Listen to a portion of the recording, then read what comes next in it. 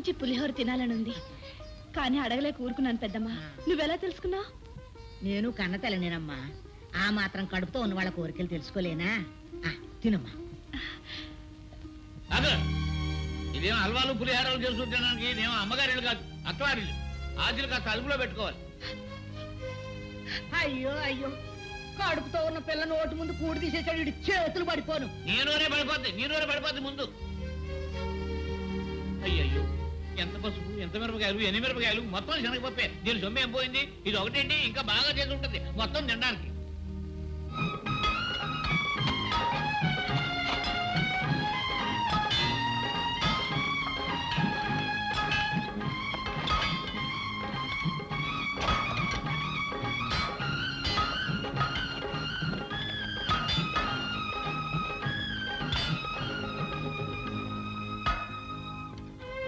లాభం లేదండి, ఎంత తవ్వినా రాయి తప్ప జలపడేట్లేదు. నేను ఈ నేల తల్లిని నమ్ముకుని బతుకుతున్నవాడిని. కన్న తల్లిలాగే ఇది బిడ్డను మోసం చేయదన్నానమ్మ. అవును బాబు, పట్నం వెళ్ళి డైనమైట్ పట్టరండి. జల ఎందుకు పడదో అప్పుడు చూద్దాం.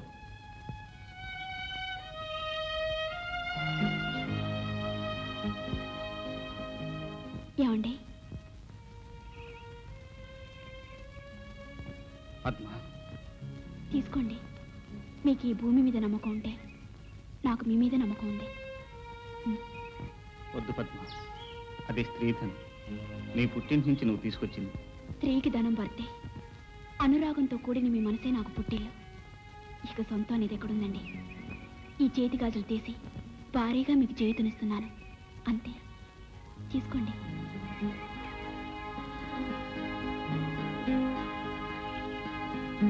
ఆలస్యం చేసినట్టున్నాను బాబు. అబ్బే లేదమ్మా, ఇప్పుడే పని ముగించుకుని పైకి వచ్చాం. ఏమో బాబు, ఆ నూతిలో కాసిన నీళ్లు పడితే మనందరి కడుపుల్లో 4 మెతుకులు పడ్డట్టే. బాబు రవి, మన తులసికి సూడిదలు తీసుకెళ్ళాలి బాబు. అదేమిటయ్యా ఈ విషయం ఇంత మెలిగా నా చెప్పటం? నేను అమ్మమ్మను కాబోతున్నానని తీపి తినిపించి సంతోషంగా చెప్పాలి గాని. అదేమిటమ్మా, ఎందుకు ఆ కన్నీళ్లు? అవునాయనా, అమ్మమ్మనవుతున్నానని ఆనందపడినా, మోసే ఎద్దు మీదే మోత బరువు పెడుతున్నానని బాధపడినా. అదేమిటయ్యా తులసికి సూడిదలు తీసుకెళ్ళటం మనకు భారం ఎలా అవుతుంది? అవునమ్మా, ఆస్తి పంపకాల్లో జరిగిన అన్యాయాన్ని మౌనంగా కన్నీటి చాటును దాచానే గాని నీకు న్యాయం చేశానా? రక్తం పంచుకు పుట్టినవాడు పట్నంలో తైతక్కలాడుతుంటే ఆస్తి ఇవ్వకపోయినా రేయింబవళ్ళు కష్టపడుతున్న మిమ్మల్ని ఇంకా బాధించాలంటే ఆ తల్లి మనసు ఎంత విలవిల్లాడిపోతుందో ఆలోచించావా?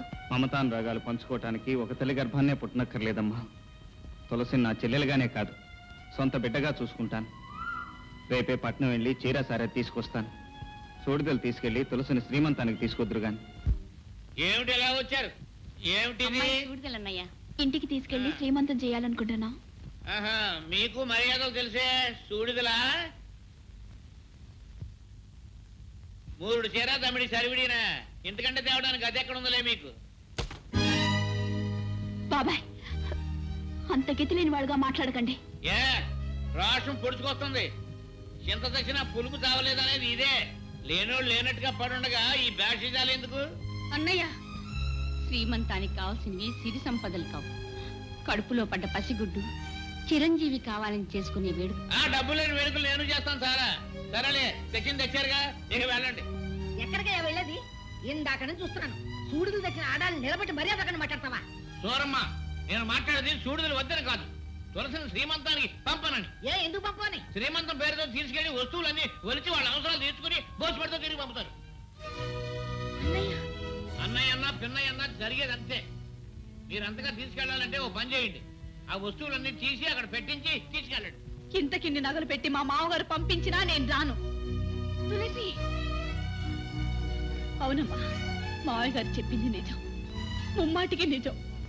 తులసి, అవును, ఇక్కడ లేని ఆస్తి ఆప్యాయత అక్కడ ఏ ఉన్నాయని నేను రాను. మీరు తీసుకొచ్చిన చీర సారే కూడా తీసుకువెళ్ళిపోండి. శుక్రవారం పూట తెచ్చి నువ్వు తిరిగి నేను ఇవ్వను. అయ్యయ్యో, ఇవి అట్టుపోయి ఏ కొట్లో అమ్ముకు తస్తాడు.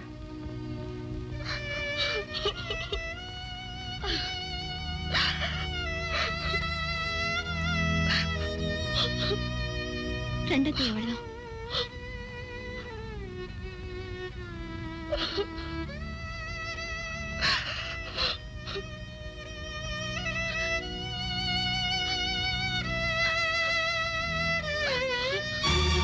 వద్దన్నాడా? వాడి నీచ బుద్ధులు మనకు ఆపాదిస్తాడా? నేను ఇప్పుడే స్వయంగా వెళ్ళి వాడికి బుద్ధి చెప్పి చెల్లెల్ని తీసుకొస్తాను. వద్దండి, ఇప్పుడు మీరు అక్కడికి వెళ్తే తీసుకురాగలిగింది తులసిని కాదు, ఇంతకింత అవమానాన్ని. నన్ను అవమానించడానికి వాడికి ఎన్ని గుండెలు? ఇంకా అతనికి వేరే గుండె కావాలా మీ గుండెని పగలగొట్టడానికి? మీ చెల్లెలే తన మావయ్యని వెనకేసుకొచ్చి మమ్మల్ని తోడునాడితే?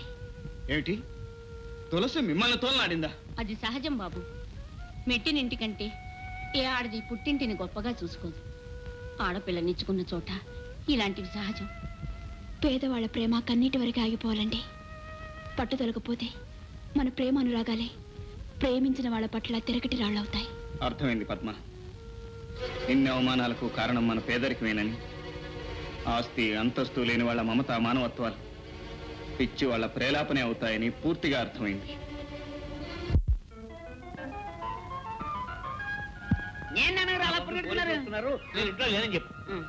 పోలీసులా?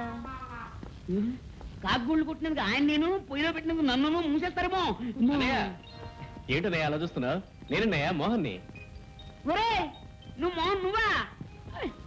ఏరే, ఈ డ్రెస్ భలే బాగుంది. ఓ మాట నాకు ఇస్తావా? మళ్ళీ వేసుకుని ఇచ్చేస్తాను.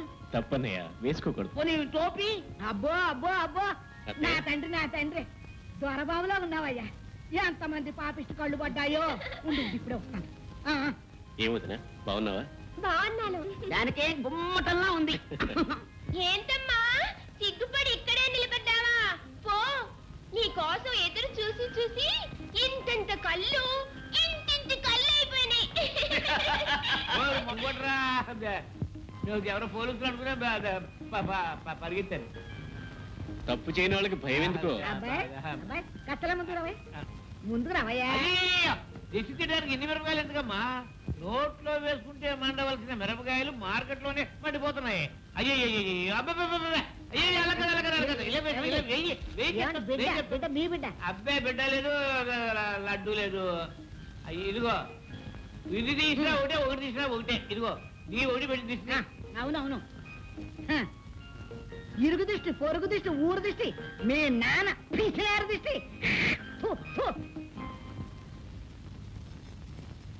అత్తయ్య, తులసి వచ్చింది. తులసి అమ్మా, మిమ్మల్ని అవమానపరిచినందుకు నన్ను క్షమించండి అమ్మా. క్షమించవలసినంత తప్పు నువ్వేం చేశావమ్మా? ఇల్లాలిగా మీ అత్తింటి గౌరవాన్ని నిలబెట్టుకున్నావు. ఇటు పుట్టింటి వారిని కాదనలేక, అటు అత్తింటి వారిని అవునలేక అడకత్తిలో నలిగావు గాని మమ్మల్ని ఎందుకు అవమానించా? వదినా, నన్ను ఇంత త్వరగా నువ్వు క్షమిస్తావని నేను అనుకోలేదు. ఆడపడుచు మీద అలక, కట్టుకున్న వాడి మీద కినుక అభిమానంతో కూడినవే గాని దేశంతో కాదమ్మా. అసలు ఎల్లరంతరికీ కారణం నేను. ట్రైనింగ్కి వెళ్ళేటప్పుడు తులసిని ఇంట్లో వదిలేసి వెళ్ళుంటే ఏ గొడవ ఉండేది కాదు.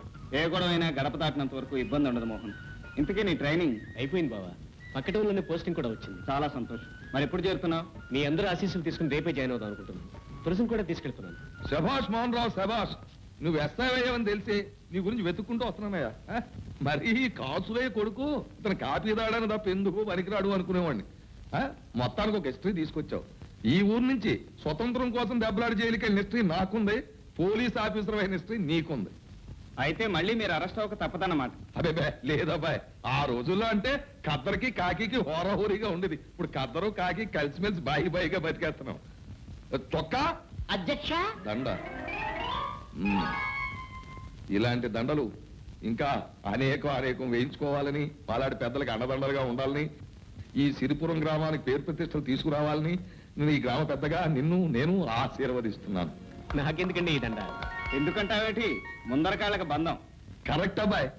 ఎంతైనా ఈ ఊరికి రాబోయే ఎలక్షన్ లో కాబోయే ప్రెసిడెంట్ ని. ఆ ఎలక్షన్ రోజు నువ్వు నీ భార్య నాకు ఓట్లు వేసి ఈ గెలిచిన ప్రెసిడెంట్ గారికి చెరువు దండ వేసి రుణం తీర్చుకోండియా. ఈ శుభ సందర్భంలో తమ చందా. అబ్బా, పోలీసు వారి అండదండలు ఉంటే చాలు, మళ్ళీ చందా సహకారాలు కూడా అయింది. 2 ఓట్లు సంపాదించారుగా, ఇక బోండి. No no no no, business is business. వ్యాపారం వేరు, స్నేహం వేరు. అంతగా నీకు కావాలంటే నాకు వచ్చే లాభంలో సగం ఇస్తా.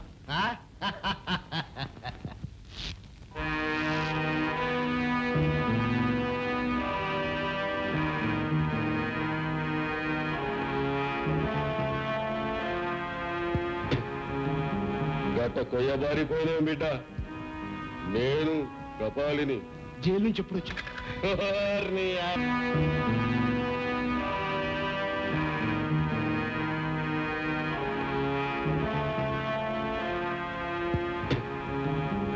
అట్ట కొయ్యబారిపోయినా బిడ్డ నేను కపాలిని జైలు నుంచి ఎప్పుడు వచ్చా నీ అవ్వ ఎప్పుడో వస్తే నీ కాడికి గిప్పుడు రావడం ఎందుకు బిడ్డ జైలు నుండి రాగానే మొదటి అడుగు నీ కాడ రెండో అడుగు నా బిడ్డ కాడ వేయటం అలవాటని తెలుసు కదా మళ్ళా మళ్ళీ 3వ అడుగు జైలు. తప్పనిసరి అయితే గంటే మళ్ళా జల్దిగా వెళ్ళి నా కూతుర్ని చూసుకోవాలా నా మామూలు పాడే బిడ్డ మామూలు మామూలు మామూలు ఎన్నాళ్ళు మామూలు. మనము మన మధ్య రహస్యం చచ్చే వరకు బిడ్డ కపాలి అంతే మళ్ళా నెత్తురు కూడు ఒక్కడే కూడకూడదు బిడ్డ తోడున్నోడికి జరా నందివ్వాలా ఇదిగో డబ్బు తీసుకో మళ్ళీ రాకు. పుండుకు పుల్లా తప్పదు నీకు నేను తప్పదు వత్తం మళ్ళా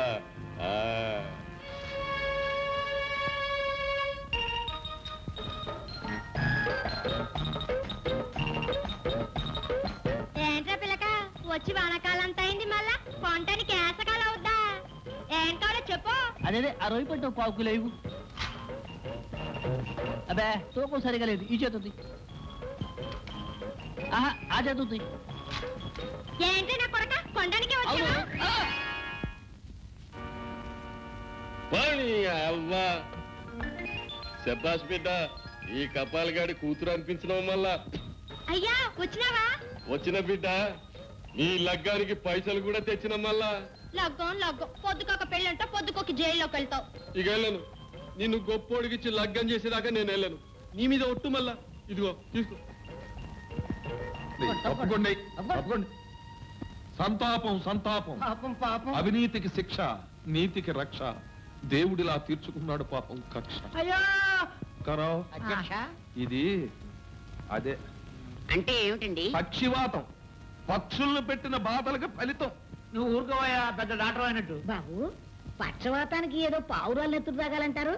ఇదిగో సూరమ్మా కాకులు చంపి కాళ్ళు చేతులు పోగొట్టుకున్నాను ఇక పావురాయలు కూడా ఎక్కడ చంపను. అబ్బబ్బా, ఎంత గొప్ప భూతదయ్యా అనేది. ఇదిగో ఈ జబ్బుకి పచ్చం చాలా ముఖ్యం.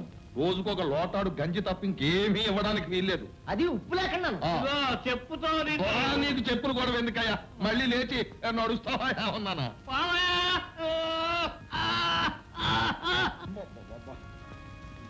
అధ్యక్ష ఇది చాలా ప్రమాదకరమైన జబ్బు. వెంటనే మనం ఇక్కడి నుంచి వెళ్ళిపోవడం మంచిది. అదేమిటండి ఈ మనిషిని వదిలేసి అప్పుడే వెళ్ళిపోతారా? అలా కాదయ్యా, ప్రాణాలతో పని. ఇదిగో చూడండి, ఎవరు కూడా ఇతన్ని ఈ మంచాన్ని లోపలికి తీసుకెళ్ళొద్దు, ఇక్కడే ఉంచండి. ఇతని కోసం ప్రత్యేకంగా ఒక కంచం ఒక గ్లాసు పెట్టండి. ఏది పోసినా అరగజం దూరం నుంచి పోయాలి. అరిచచ్చినా ఎవరో దగ్గరికి వెళ్ళకూడదు. ప్రాణాలతో పని. వస్తాను. కాసులయ్యా, నువ్వు నాతో పోటీ చేద్దాం అనుకున్నావు, కానీ భగవంతుడు ఇలా చేశాడు. నేను ఏకగ్రీవంగా గెలుస్తాను. ఇదిగో నీ శిలా విగ్రహం ఊరి నడిబొడ్డున వేయిస్తాను నువ్వు పోయాక. అధ్యక్ష ఇప్పుడైనా చందా ఇస్తాడేమో. వద్దు పదరా, చందా అడిగితే వెంటనే తెస్తాడు. పద. సూరమ్మా బాబాయ్ నేను ఇంకా చాలా కాలం బతకాలనుకుంటున్నాను. బాబా బాబా అమ్మో, నీ జబ్బు నాకు అంటుకుంటుంది. నువ్వు లోపలికి లా, నువ్వు లోపలికి వచ్చి. అయ్య బాబోయ్, ఆయన వద్దన్నాడుగా. అమ్మో అమ్మో అమ్మో అమ్మో అమ్మో అమ్మో అమ్మో అమ్మో నన్ను ఇలా దిక్కులేని పక్షం చేస్తారా? ఆ తులసమ్మకి చేసిన అన్యాయానికి నాకు ఈ శిక్ష జరగవలసిందేరా. నాళ్ళు ధర్మరాజు లాంటి ధర్మారావు గారు మన ప్రెసిడెంట్ గా ఉన్నారు కనుక మన పంచాయతీలు ఏ పొరుపెచ్చులు లేకుండా నడుపుకురాగలిగారు. ఈసారి మీరు ఈ బాధ్యత వహించక తప్పదు రా బాబు. ఈ పదవులన్నా రాజకీయాలన్నా నాకు గెట్టవు. కానీ గ్రామక్షేమం కోసం మీరు ఈ ఎన్నికల్లో నిలబడక తప్పదు. ఏట్లు నిలబడాలి ఉరుగడా? ఏం తెలుసు మీకు రాజకీయం? మంచి చట్టాలు ఎక్కడున్నాను బాబు. రవి బాబు, గాంధీ గారి మోహన్ చూసి మొట్టమొదట నీ ఇంటికి వచ్చి నీ కాళ్ళ మీద పువ్వులేసి మరీ అడిగాను నన్ను సపోర్ట్ చేయమని. గొప్ప ఛాన్స్ వచ్చింది ఇవాళ నాకు. దేవుళ్ళు లాంటి ధర్మారావు బాబు గారు పోయారు.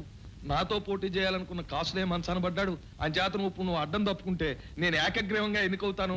మన ఊరికి గవర్నమెంట్ బహుమతి ఇస్తుంది, కొన్ని వేల రూపాయలు వస్తాయి. అంచేత నువ్వు సపోర్ట్ చేయి. ఈ ఒక్కసారికి మళ్ళీ నా ఛాన్స్ నాకు జన్మలో రాదు.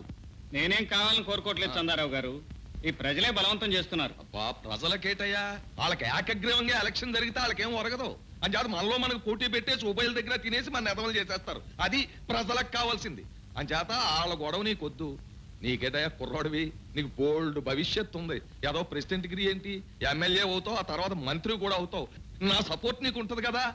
పెద్దోడిని, నా టైం అయిపోయింది, ఈ ఛాన్స్ నాకు మళ్ళీ రాదు, నాకు ఇచ్చేయి. పైగా ఇదే వ్యవసాయమా? నువ్వు జల్లేసే ఇత్తనాలకి పంట పండేసి ఇంటికి వచ్చేయడానికి రాజకీయం అంటే పెట్రోల్ కాదు, నీళ్లతో నిప్పెలిగించాలి, కాళ్ళు పట్టుకుని తలకాయలు నరికేయాలి, కడుపులో కత్తులు పెట్టుకుని ఆప్యాయంగా కౌగిలించేసుకోవాలి. కాలువ మీద వంతుని కట్టడం కాదు, ముందు వంతుని కట్టించి తర్వాత కాలువ తవ్వించాలి. ఇంత గొడవ ఉంది రాజకీయం అంటే. ఆయన మాట విని మమ్మల్ని అన్యాయం చేయకు బాబు. మీరే నిలబడాలి, మీరే నిలబడాలి, మీరే నిలబడాలి. సరే, మీ ఇష్టం. ప్రజల మాట నేను కాదనలేను చందారావు గారు.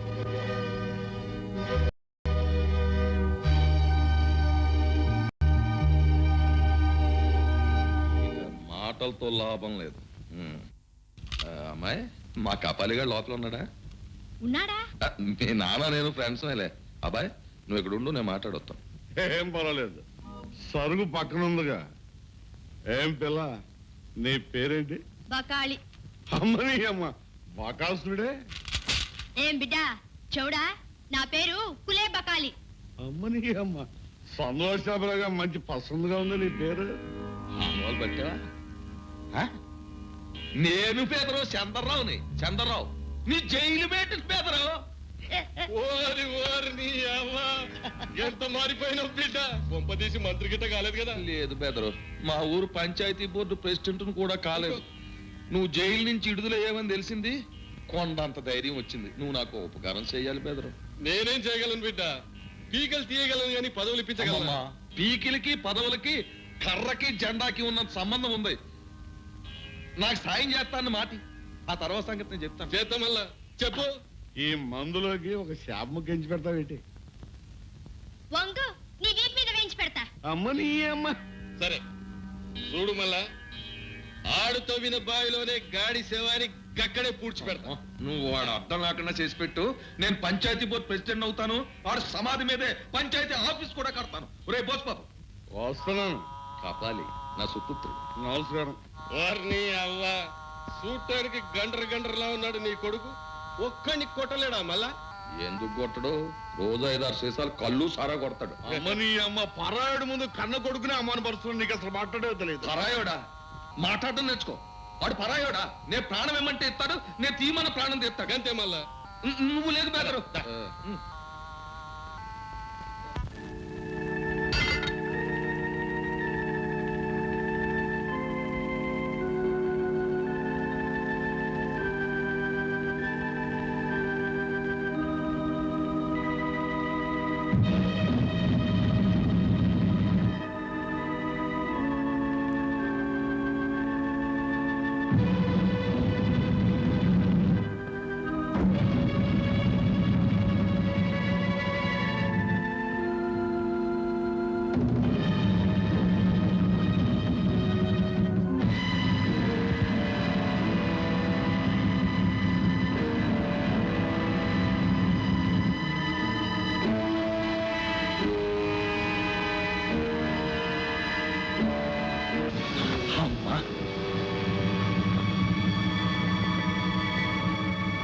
వచ్చే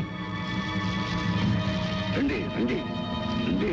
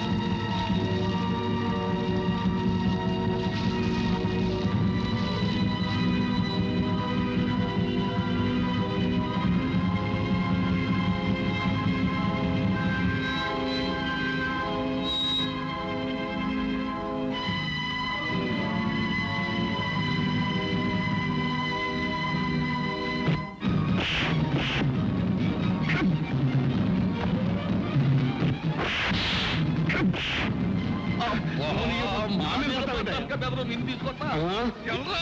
చూసుకోమల్లా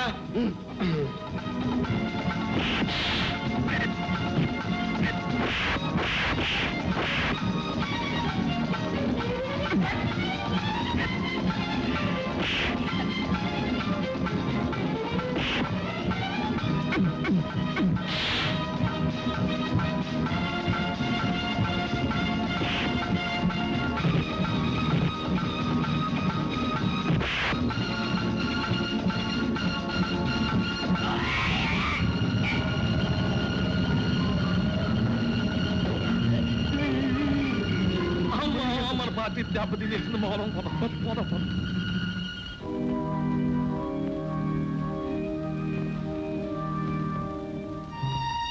అయ్యో ఏమిటండి, ఏమిటి రక్తం?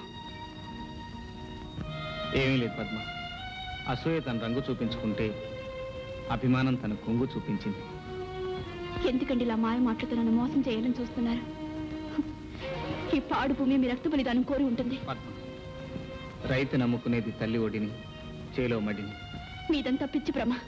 దీనికి మనసు లేదు, పొట్టి మట్టి.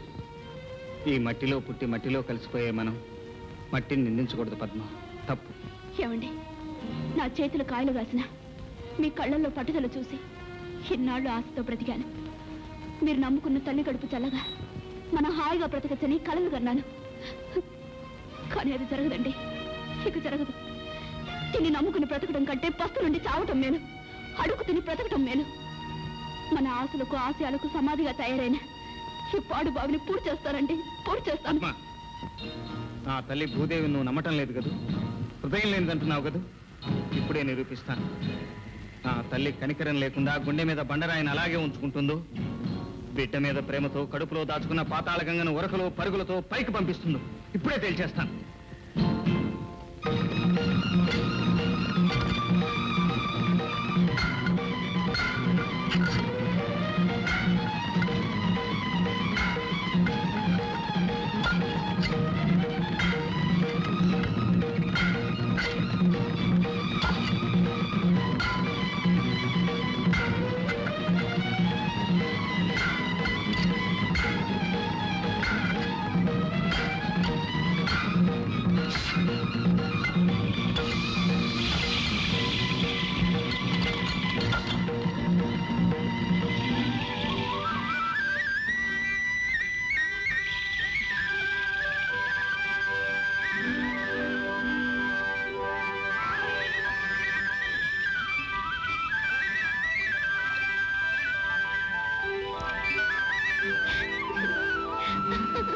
రవి, ఏమిటిది, ఏమైంది? నేను మంచాన పడ్డానని వీళ్ళు నన్ను సరిగా చూడటం లేదు. నువ్వేం భయపడకు మావయ్య, నేను పట్నం తీసుకెళ్లి బాగు చేయిస్తాను. వద్దు బాబు వద్దు, 4 రోజులు బట్టి హాయిగా భోజనం చేస్తున్నావు. నువ్వు బాగు చేయించావనుకో మా కాళ్ళు ఏర్పడతాడు. తప్పు, అలా అనకూడదు. ఎంతైనా కన్న తండ్రి, పైగా జప్పండి మనిషితో పరాచకాలు ఆడకూడదు. అలా బుద్ధి చెప్పు బాబు. అమ్మా, మావయ్య లోపల తీసుకెళ్ళి నేను పట్నం వెళ్ళటానికి ఏర్పాట్లు చేసి వస్తాను. రండి బాబాయ్, లోపలికి రండి అన్నయ్య. అమ్మా, మీరు మనుషులు కాదమ్మా, దేవతలు. మీకు నేను చేసిన అవమానానికి శిక్ష అనుభవిస్తున్నాను. నన్ను మన్నించండి అమ్మా. అయ్యో, మీరు పెద్దవారు, అలా అనకూడదు బాబాయ్. ఇచ్చి పుచ్చుకున్న చోట అలాంటివి పట్టించుకోకూడదు. మర్చిపోండి అన్నయ్య. అవును బాబాయ్, ఈ స్థితిలో మీరు ఇవన్నీ గుర్తు చేసుకోవటం మీ ఆరోగ్యానికి అంత మంచిది కాదు. రండి. ఏమిటమ్మాయి, 6 నెలల నుంచి చూస్తున్నాను. ఇదిగో అదిగో అంటావే తప్ప పైసా అద్దిచ్చిన పాపాను పోలేదు. క్షమించి పెద్దమ్మా, ఒక వారం రోజులు గడివివ్వండి. ఏదో పని చూసుకుని అద్దె మొత్తం ఇచ్చేస్తాను.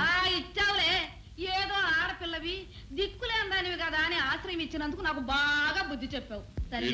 నువ్వు అద్దె ఇవ్వద్దు, ఏమీ ఇవ్వద్దు. ముందు ఈ గది ఖాళీ చేయి, నాకు అదే 10,000. పెద్దమ్మా, ఈ ఒక్కసారికి క్షమించండి, వారం రోజుల్లో ఇస్తాను.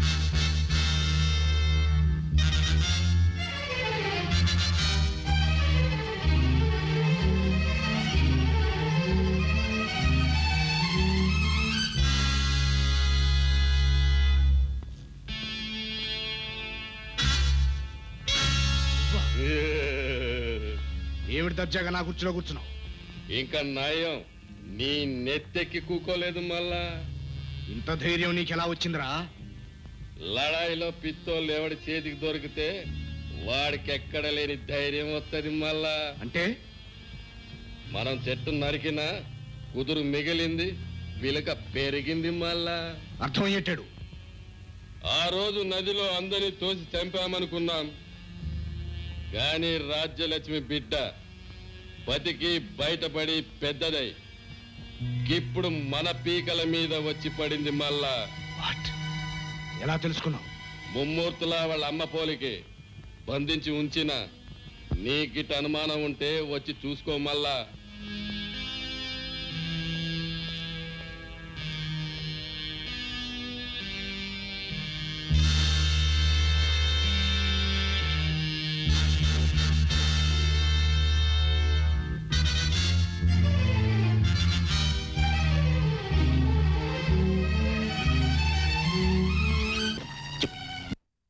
నీ అమ్మా నాన్న ఎవరు?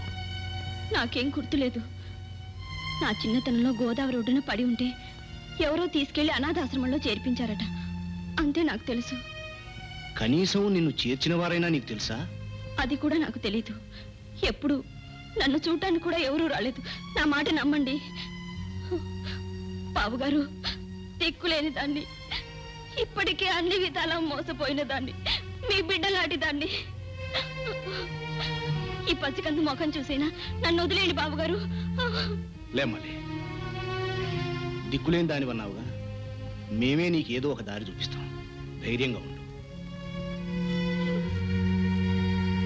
అనుమానం తీరిందా బిడ్డ? నువ్వన్నట్టు ఈ అమ్మాయి రాజలక్ష్మి కూతురే, కానీ ఈ విషయం ఈ అమ్మాయికి తెలియదు. అదృష్టవంతులు. తెలియజేయడానికి నేనున్నాను కదా బిడ్డ. కపాలి, ఈ నేరంలో నీకు భాగం ఉంది. వారిని అవ్వ, ఫలితంలో నాకు బాగోలేదు మళ్ళా. అది సరే, దీన్ని చంపడానికి నీకేం కావాలి? నాకేం అక్కర్లేదు, కాకపోతే నా కూతుర్ని నీ ఇంటికి కోడలుగా చేసుకోవాలి మళ్ళా. అర్చాక్, అల్లరైపోతావు. ఆ పిల్ల నా చేతిలో ఉంది, గుర్తు పెట్టుకో మళ్ళా. ఒరేయ్, నీకు కావలసినంత డబ్బిస్తారా? నీ బోడి పైసలు ఎవడు కావాలి? ఆ పిల్ల రాసి అని చెప్తే ఆస్తి దక్కుతుంది. ఆస్తి దక్కిందంటే నీకంటే ఎక్కువ పైసలు ఇస్తుంది మళ్ళా. మర్యాదగా నా కూతుర్ని నీ ఇంటి కోడలు చేసుకో. అయితే నాకు కొంత టైం గడువు ఇస్తా,